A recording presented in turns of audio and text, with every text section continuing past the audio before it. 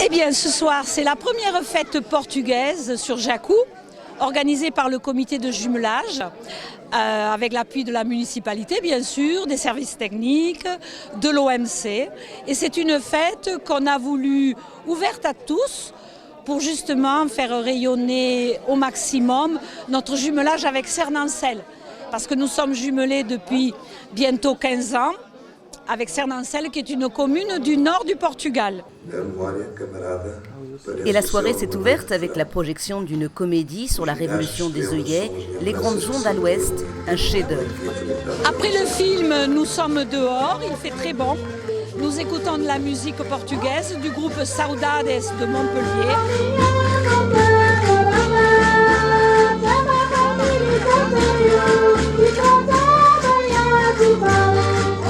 C'est vraiment formidable, les costumes sont magnifiques, les danseurs sont très lestes et la musique est adorable, quoi.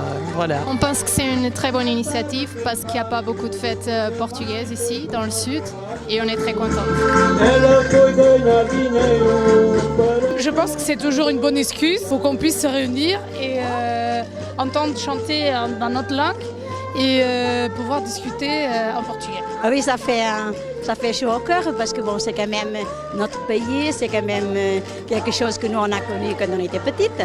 Voilà, on est très très contents. Nous buvons un petit Porto et puis il y a derrière moi 2 food trucks qui pourront vendre des spécialités portugaises à tous ceux qui voudront manger exotique ce soir. Exotique sûrement, parce qu'au Portugal, il paraît que l'on cuisine la morue de 364 manières différentes. Je ne sais pas si c'est 364 ou si c'est 365. Ça dépend de l'année. Oui.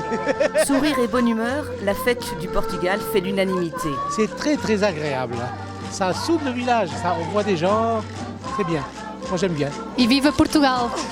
Une fête en 2 temps. Après la soirée de samedi, les enfants des TAP, qui ont découvert le Portugal autour d'ateliers ces dernières semaines, sont venus célébrer la Journée de l'Europe, lundi 9 mai. C'est une journée importante, qui est peu connue dans l'agenda des Français, et pourtant, elle raconte l'histoire de la paix retrouvée, de la paix préservée, et surtout l'histoire d'une espérance, parce que le projet européen, c'est d'abord une espérance.